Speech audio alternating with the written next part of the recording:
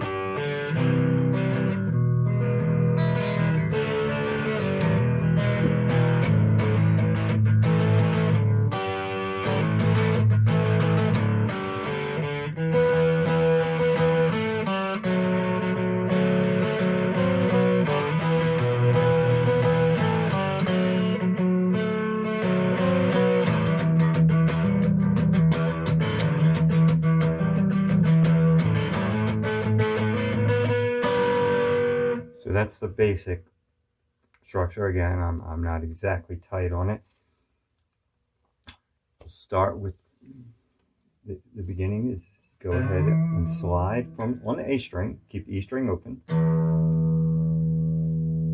And by the way, this is a nice beefy mahogany Strat. Recently completed here. Project guitar. Slide up to the 7th fret on the A string, keep the E string open.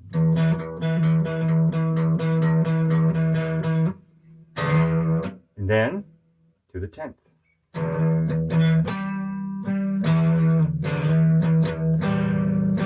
I'll do it one more time. Same position, same exact position, makes the song not too hard. 1 string down. Now I open A, and on the D string, slide. But this time, don't go to the 10th fret where I had my pinky. This time, go to the 9th fret.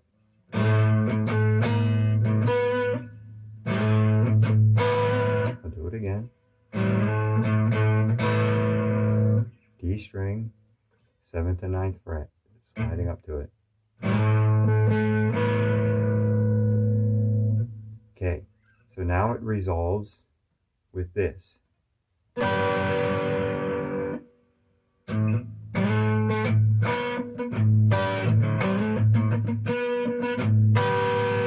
Which is, again, same position. We're playing in the same position, kind of. Keep the A string open. Cover that 9th fret again. And it's a barred chord with this still on the 9th fret. Don't let it go like that when you bar the chord. Keep this barred. You're barred on the 7th fret, but with the A string open. Sorry, I don't know the name of this chord. But add the 2nd finger on the 2nd string. I call it 1, 2. So this is 2nd finger. To the 8th fret. That's the barred chord. So stay barred there. 2nd string, 2nd finger. 8th fret is the 2nd finger.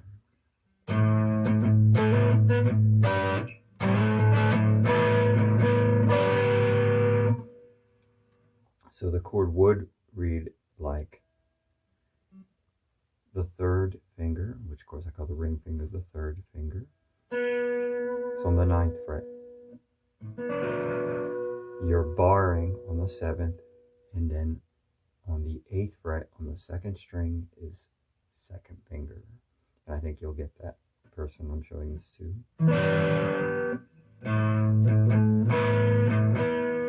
Barred, and then just add this other note.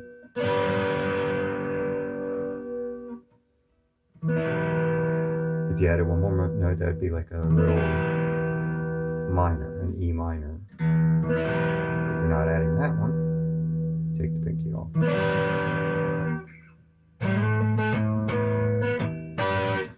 Let's not get lost. I think you get that. So 7th and 10th back and forth. I'm sliding to the 7th. Now you can slide from the 7th starting from wherever, depending on where you are. Of course, if it's more, I guess, perfect, then it would start from the D. But it would work either way as long as you get there on time. And how much you want to do the sliding is up to whoever's playing the song. You can even rest there. As long as it all works. Anyway, back to it. A string open. 7th fret on the D string.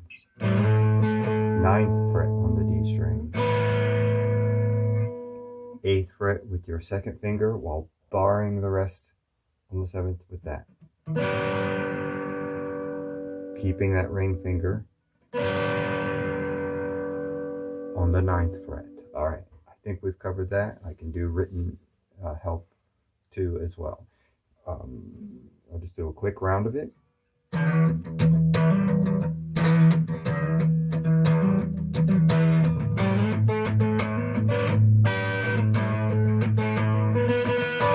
In the original copy, I'm moving over so you can see it a little. Maybe this way. You know what? I think we'll be okay. I added these chords this time around. In the original one, I think we just floated back and forth. It was kind of a dreamy band. So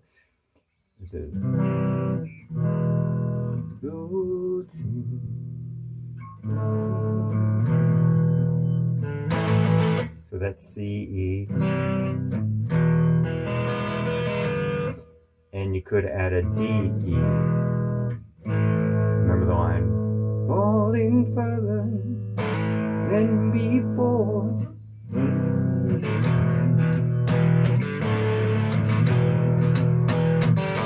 So C, A,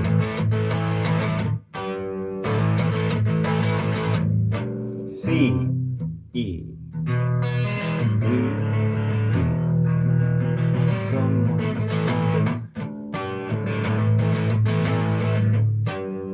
I think you got that. C, E, D, E. Even if you just did the C, E, it would work. And honestly, I think there are times where we just held it on E while riffing around. They're all in key and it'll all work. If I was playing it now, I would do this thing. That's what I would do. Just to make it more interesting. Now to the riff. It's a kind of a power chord riff. You are on the D string playing an E power chord. And I think you know what that is. D string, E power chord. E power chord would also be this. The 1st and the 5th. Or, it's one of the cool things about this riff. I have to practice it to get it kind of tight. And even back then I remember doing that. So I'll just run through it.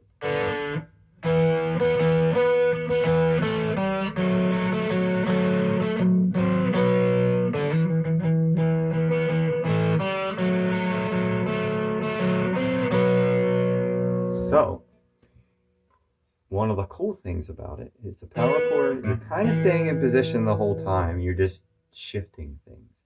So you go from the 1st finger on the 2nd fret for your E power chord. Keep it there.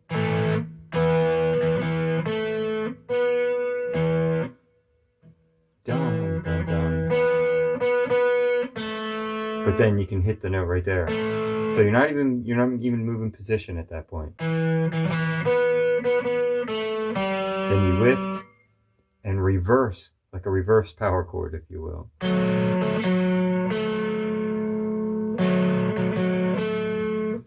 So at this point, your ring finger is on the 4th fret. Your first finger, just like at the beginning of the power chord, still on the 1st fret, but now it's on the G string. So you just this to this to this, if that's seeable.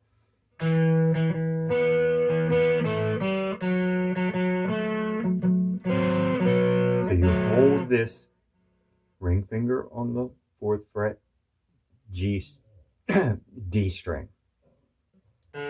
D string. 1st finger, 2nd fret, G string. Then add these 2 notes. So you had this. Stretch the pinky to the 5th fret on the G string, the same one your ring finger is on, your index finger is on.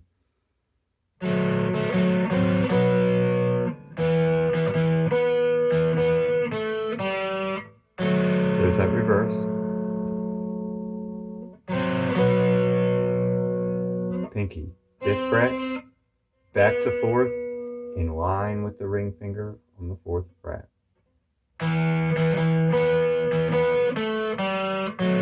So it's like you're just taking your power chord position and flipping it.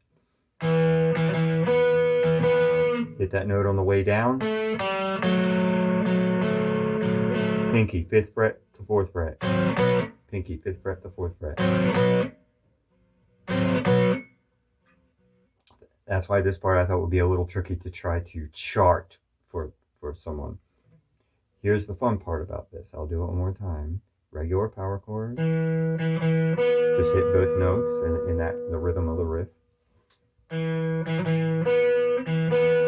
Down. Same position. The reverse of that power chord. Just hit that note first. 5th, 4th. Pinky, 5th, 4th.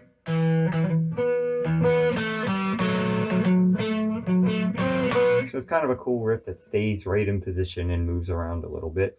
The fun part of it is extra notes can be added because it's in the key of E. Now this part's a little tricky.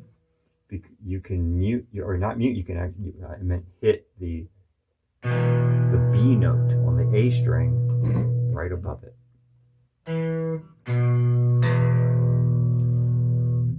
You're not adding any other fingers or anything. You're staying in your E power chord, but you add a note to it by barring the A string on the 2nd fret with the same finger, with the index finger above it. So it'll sound a little bit more deep.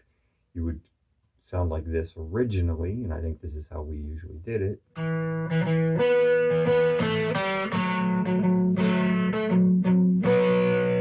Nothing wrong with that, but you can do, well, you add the extra.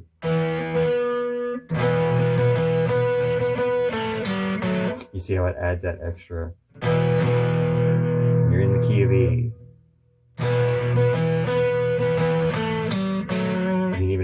You can bar these 2 if you want. So you can do it single note or double just the 2 power chord notes. Or you can double note with this. That's what I do. And you can even sort of triple, quadruple note it like this. Now you might think it sounds a little messy, and it could. Hopefully this is 100% in tune.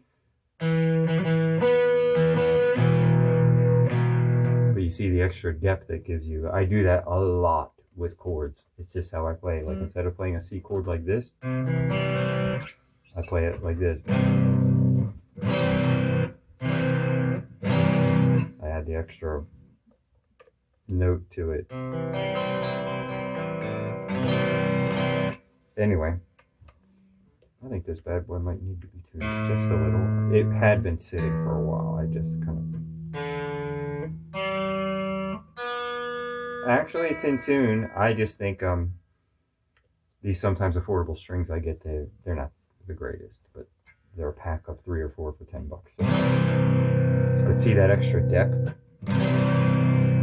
versus...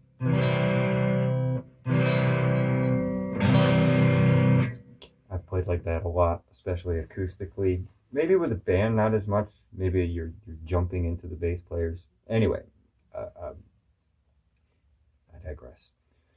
So we'll do another round with a little bit of explanation. Remember E with the 5th? I'll play it real slow. 5th, sliding from the 5th to the 7th. The A string coming up to the E. Then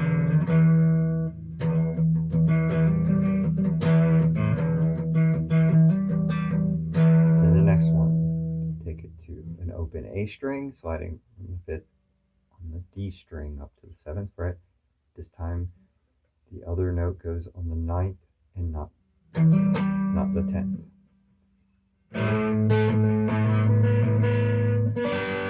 Then our little chord.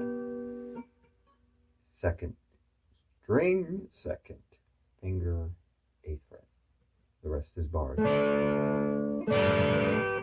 Then add the A, complete it.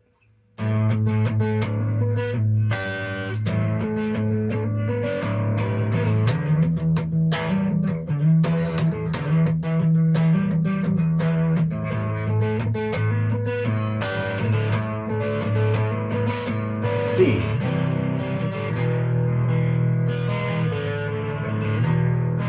Bang.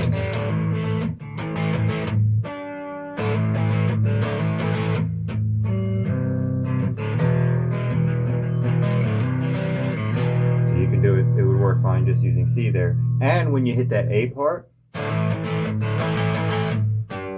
I think even the band would sometimes do this sometimes, you can complete that little A run from earlier. You can go.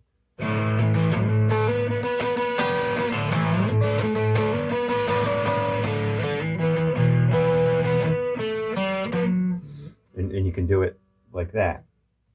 Or, for simplicity, or to mix it up so it sounds more interesting with the band.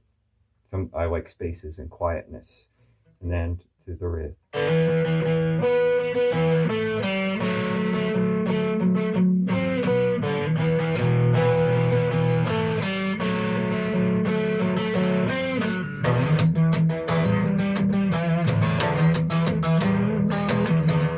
Anyway, I think without written stuff, that's a pretty good explanation of the song. Again, I was just trying to figure it out the other day. I hadn't heard it in a long time, and of course I practiced it for a few minutes.